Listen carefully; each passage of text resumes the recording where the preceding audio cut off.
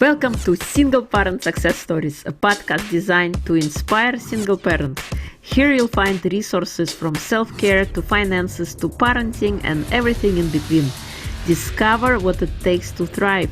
Let the stories inspire you to what is possible.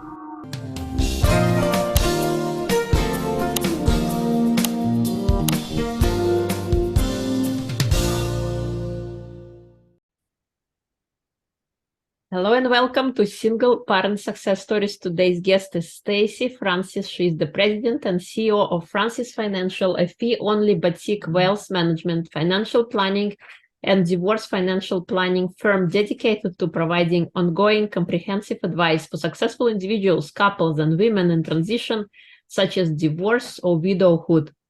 Welcome, Stacy. It is a pleasure to have you. Oh, thank you, Irina. And Happy New Year and Happy New Year to all of you listening. I'm so impressed because you're investing in yourself. So just thank you for listening in, and it's great to meet everyone. Thank you. Thank you, Stacy. So please share your story with us. How did you form your company? How did you decide to do what you do now? Um, it's quite a story. It's actually somewhat sad, but the positive of it is that it uh, really inspired me to make a difference. I grew up as a little girl. One of my favorite people in my life was my grandmother, and she would host bingo for her church and raise money, and we would spend a huge amount of time together. And something that I noticed along the way is that grandma had bruises, and she wouldn't really explain how she got them. And it turned out that my grandfather was abusing her. And I finally had the courage to have that really open, difficult conversation with her about why she stayed. And to be honest, as a little girl, a teenager, um, it doesn't make sense to you of why you would stay. But Irina, she shared that she felt financially trapped. A lot of people feel financially trapped, whether it's in a relationship or a job or many different things. And ultimately, she ended up passing away from the abuse. It was one of the worst periods of my life. It was extremely traumatic, and I was very angry with myself that I couldn't save her. I was very angry with my grandfather. Mhm. You can only imagine. And how I channeled that anger was to dedicate my life to helping other people wherever they are, meeting them to help them make sure that they feel financially safe, right? That basic necessity that we all truly deserve, that they have that. And particularly we work with primarily single parents because we find that a household of two um, has much more financial stability than typically a household where there's one parent providing, and it can be extremely stressful, extremely stressful for that person of not only being a single parent, which I'm a parent, and that is that is no joke. I think it's one of the hardest jobs, the most wonderful, but one of the hardest jobs in the world. But then if you lay on top of that financial concerns and anxieties and worries, there's a reason why people feel overwhelmed. There's a reason why people feel burned out. And so, yeah, I started a wealth management firm. We specialize in working with single parents, a lot of women who have gone through a divorce or unfortunately their spouse has passed away, some gentlemen as well. And then in honor of my grandmother, I launched this beautiful charity called Savvy Ladies, which anyone can go to, even gentlemen. We call them Savvy Ladies. And you can get free pro bono financial advice, and we actually can match you up with a certified financial planner, a financial expert to work free of charge. So there are just some wonderful resources out there. I feel like I have the most wonderful life, and I just feel so blessed to be able to really help through the charity those people who are in really truly financial need and offer those free services. And then also through Francis Financial, we work with women and men who actually typically have a lot of money, but don't necessarily know what to do with it. And we do financial planning and investment management. And so that's investment management is a fancy way of making sure that their money is invested in the stock market and the bond market. Yeah, so that's kind of me in a nutshell. And I'm so excited to talk now about how do you, as a single parent, put yourself on that financially safe, that financially sound path. Very excited to be here, Irina. Yeah, thank you. And I think it's incredible the story that you have and how it impacted. And as a result, you were able to create something amazing for yourself and help others in the same time. So thank you. Thank you for doing the work that you are doing. I think it's very important. So what is one advice or what important message you want to impart for single parents? What do they need to do to be financially empowered? Yeah, I'm going to focus on the top three things. I mean, there are so many pieces, but um, the real first step is having real clarity about what your finances look like. And, I don't know if anyone listening has looked at a scale and maybe not wanted to step on it to see how much they weighed after the holidays. But when you do, it's good to know, right? And I have to say, it's the same thing with your financial health too. You can't see where you are and if you're not on track, if you don't know where you're at. So the number one thing for 2023 and beyond is to make that commitment to get very clear about what money is coming in, what your income is, whether that's salary, child support, spousal maintenance, some states call it alimony. If you have any type of rental income, what you're entitled to for Social Security, anywhere where there's a dollar coming into that bucket of your household, what is it? And write that all down. And I have a wonderful guide book for individuals who are single parents that has all of these worksheets easily accessible. And so I'll make sure that in the show notes that each one of you can download that. It's free of charge. And it has, again, all these just phenomenal tools to help you do that. So getting really clear about what's coming in. And then actually the other piece, what's going out? And I can guarantee that over the last couple of years, we've all spent more money. 2020 was a very difficult year, but it also taught us what we can live without. And for pretty much every single person listening to this podcast, their spending went down. And what we've done as the world has reopened is what's happened to our spending. It's increased. And then we layer on top of that such high inflation, where now your grocery bill used to be $300 when you went to go pick up for food for the week. Now you're looking at like 400, right? So getting really clear about that. And you can write that down very easily by using your year-end credit card report. So if I say as a tool, use credit cards as much as possible to pay for bills, with the caveat, Irina, that you pay them off, right? We don't want to have credit card debt. But if you're able to use those credit cards, most credit card companies issue right around the middle of January a full report of every cent that was spent and where it went, and then they categorize it for you. So it's a fantastic opportunity now to use that report. You can go right online if you didn't get it in the mail yet and take a look and see what went out. And if there's a deficit between what came in, the taxes you paid on it, and then what went out in your spending, it's really important to know, right? That's really important to know. And so that's a great tool that you can use and really the foundation for making sure you're in a good financial place. Yeah, you're so right. Having a budget is important and keeping track of your expenses, your ins and your outs, and a very good point. Yeah, that reports are available and just up to us to use them, to use Exactly. all the tools that we have, and we don't have to pay for them. They're right there in front of us. And I think awareness is so important, just like you said, getting on the scale and you don't want to know how much you gain. Oh, I know. But yeah. But then I look and And it's not so bad. Usually, sometimes Yeah, it is bad, but yeah, there we go. yeah.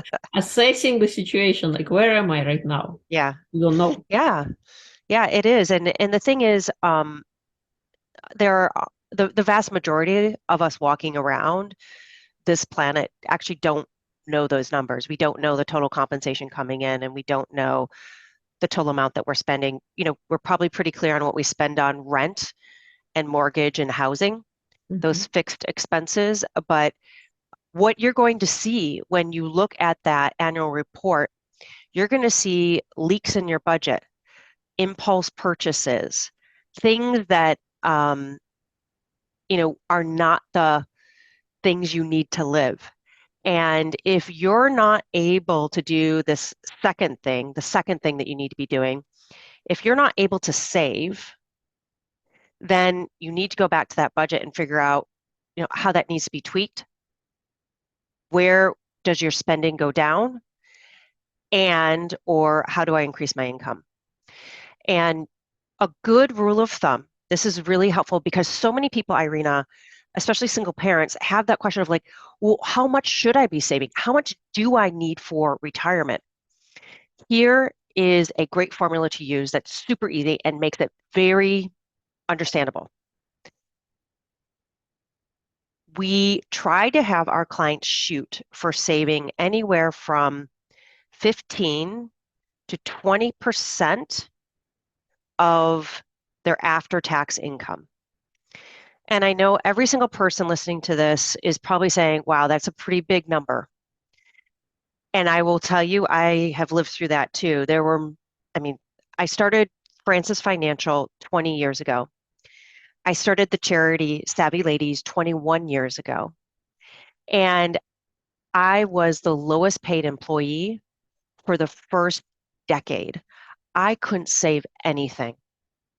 So now what I'm doing is every time I get a raise, I'm increasing my savings percentage. And now I've been able to get myself up over time to 20% a year. And I'm saving the 20% a year versus the 15% because you know what, Irina, I've got some time to make up for where I had essentially 10 years where I was building the charity and building the business that I couldn't save anything. And I know a lot of people feel like they're financially behind. So do what you can. And then every time you get a raise, and a lot of people do get raises roughly around the beginning of the year and bonuses, it is the easiest and least painful and most successful way to save of socking away the whole bonus and learning to live on your salary. And then also as your salary goes up, as it goes up, then increasing your savings. And the best place is to use those retirement plans, that retirement plan that you have at work, a 401k, a 403b, a 529 plan, a TDA, because you're usually getting a match from your employer or a profit sharing. Plus, it's the most tax efficient way to save. All those dollars grow tax deferred. So a dollar that that grows to maybe $3, you're not paying taxes on that until you finally take it out. So it can grow a little bit more quickly. So that's the number two of, you know, as a single parent, you know, most of us are further behind financially than we'd like to be. And so making sure that we're putting money away to protect our financial future so that our kids don't have to take care of us. Yeah, you make a good point. Yeah, and oftentimes, yeah, 20% seems like such a big number, but that's what we gotta do. If It you is, and start with what you can do, and the numbers are 15 to 20%.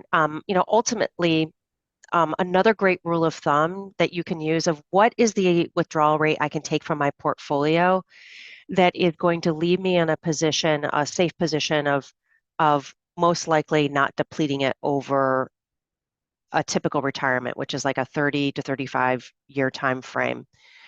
Um, if someone has $1 million at retirement, that withdrawal rate for the typical portfolio is about 4%.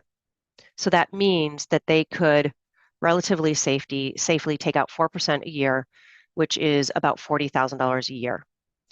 Then you would add what you're entitled to for Social Security. Maybe you're entitled to $30,000 for Social Security. So now you have an income of $70,000 a year.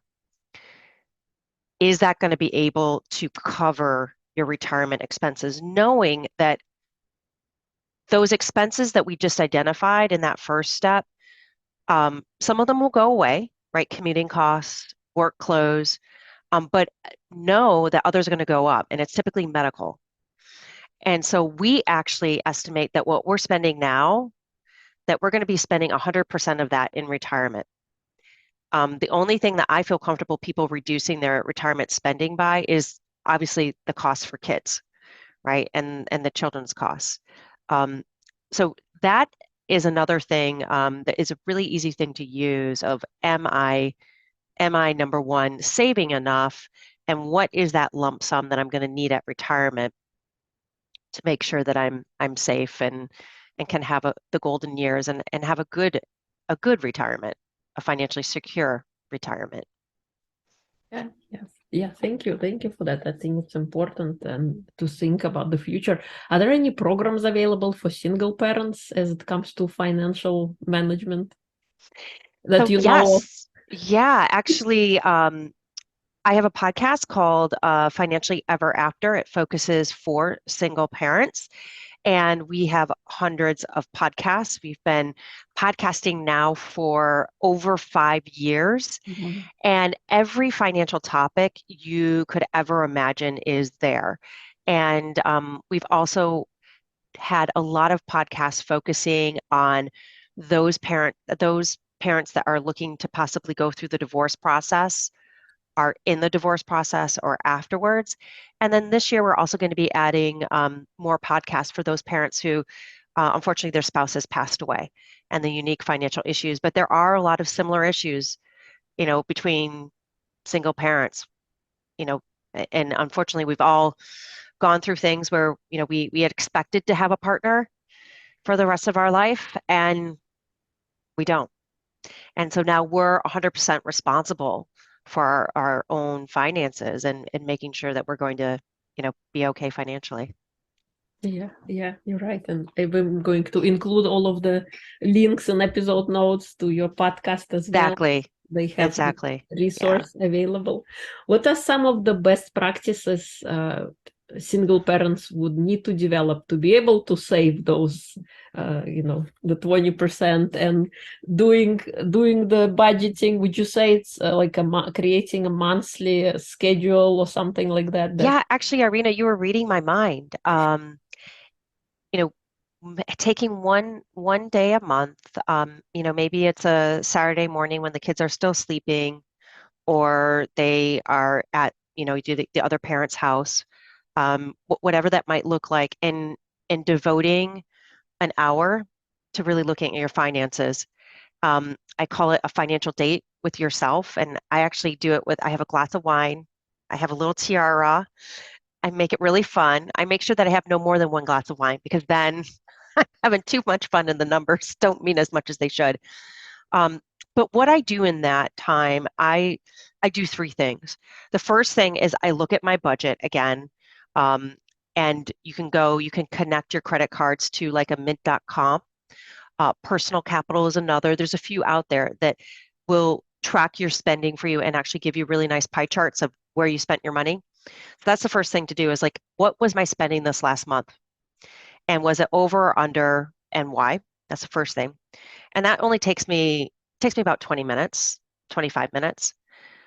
The third thing I do is I look at all of my accounts. I look at my checking account, my savings account, my retirement account, and I look at everything to see where I'm at. And then the third thing is I look at how much I've saved.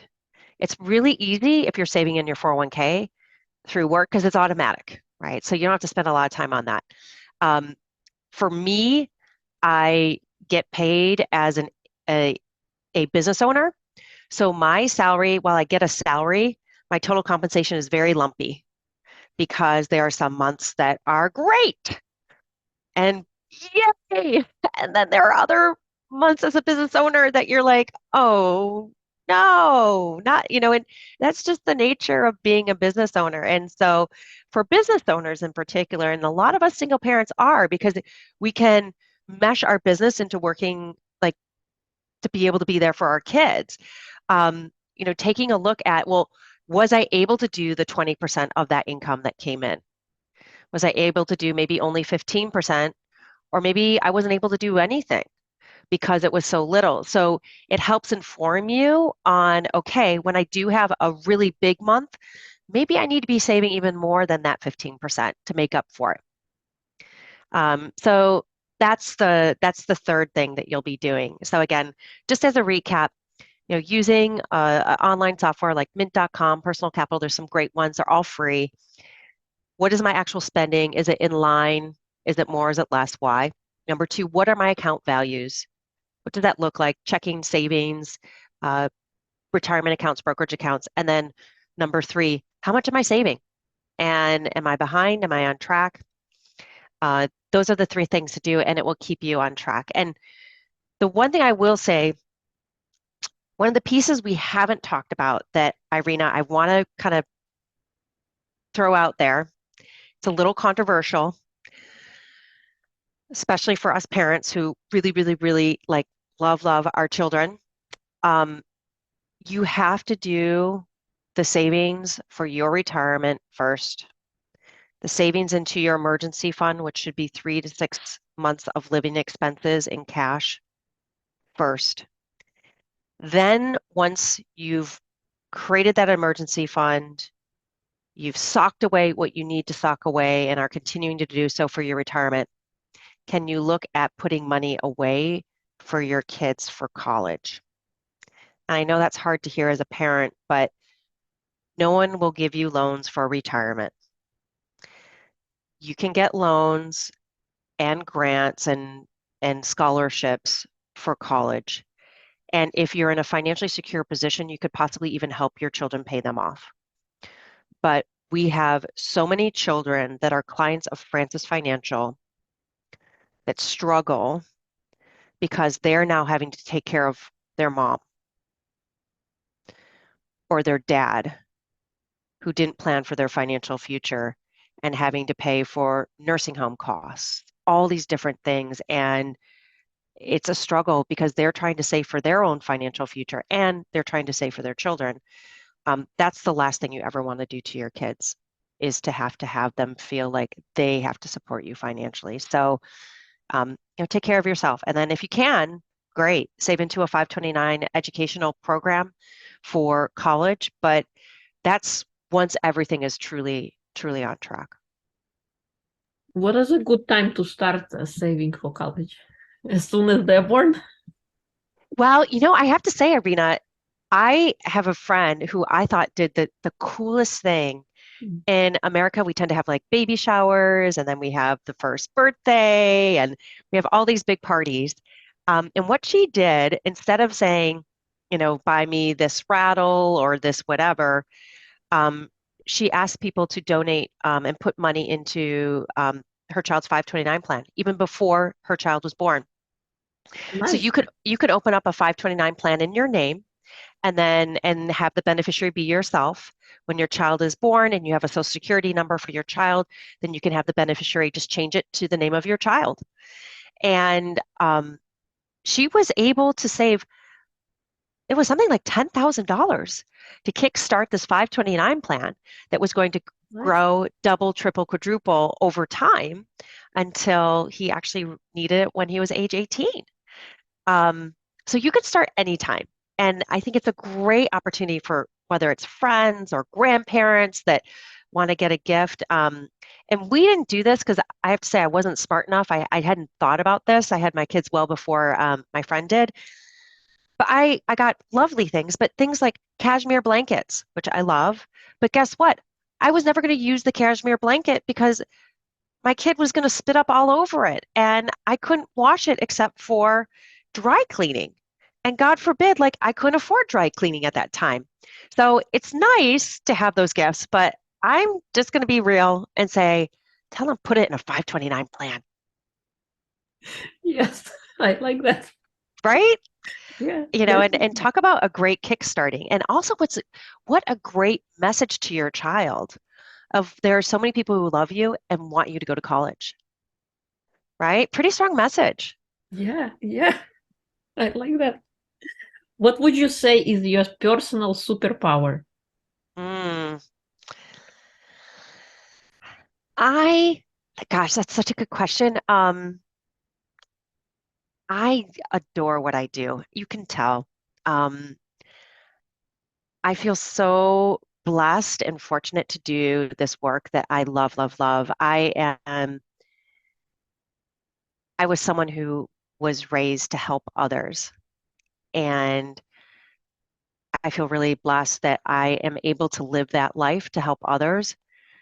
But I've also been able to create financial security for myself because watching my grandmother be trapped in a abusive marriage because she felt financially trapped, I for me that's a primary basic thing.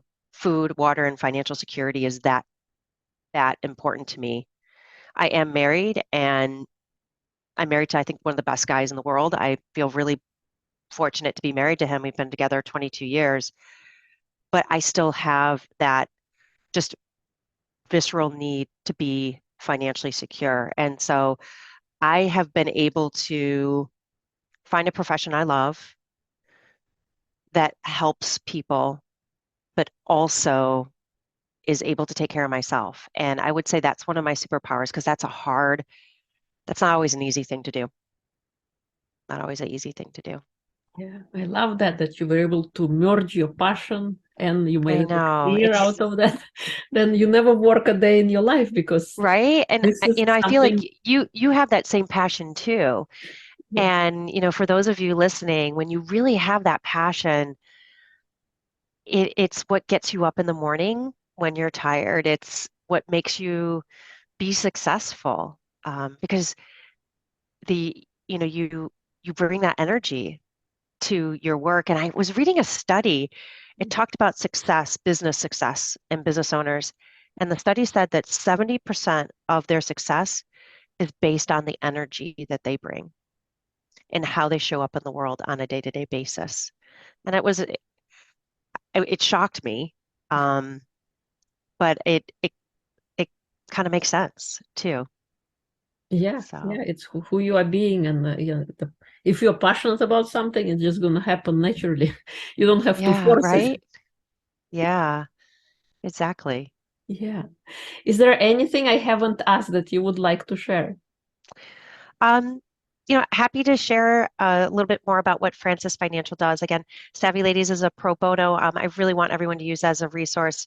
We typically work with a lot of people in financial need, and you get to work one-on-one through our helpline with a certified financial planner free of charge. So check that out. In Francis Financial, we work with people ongoing. So we're more of the financial planning, wealth management, investment management ongoing. And you can go to www.francisfinancial.com. Our typical portfolio size of a client coming to us is pretty big. It's about $2 million. So I know we're not right for everyone. And that's again why Savvy Ladies is so important. But even if someone is listening that is nowhere near that but has questions, um, one of my biggest joys is just talking to people and having good resources. And I also know fantastic financial advisors that work in very different ways. Some hourly, so you can see them like you would a checkup for a doctor. Others are like a retainer based, where you just pay like a monthly fee. So what's nice is they're really good professionals, people who really care that work in all different ways. So. Amazing. Thank you. Thank you. I think it's important to have that. And thank you for sharing. I will include everything in episode notes. If people would like to connect with you further, where would they go? So you can actually email me, and that's Stacy, Stacy, at francisfinancial.com. You can also go to the website, www.francisfinancial.com. You'll find there also the guidebook for widows, the guidebook for people thinking about going through divorce as well as after. And then you'll see all of our podcasts. And we have fantastic podcasts and articles of every financial topic a single parent needs to know about. So it's a great resource. Thank you. Thank you so much for coming on and sharing. I love your mission, and your superpower is amazing and incredible. And I love what you're doing for single parents out there.